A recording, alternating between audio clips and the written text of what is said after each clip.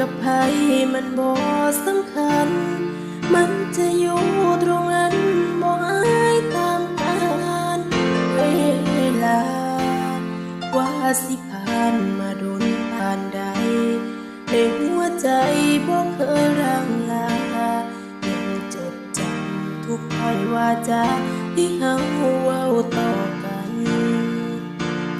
เมื่อสวรรค์แยกกายเฮาสองจากผู้ครองเป็นคนอื่นไกล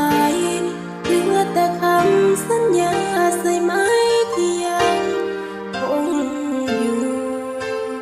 แม้ว่าเจ้าสิเป็นยังบอกเคยคิดสั่งย้อนหักคนหูสิเคียงข้างให้ได้หัวใจยังคง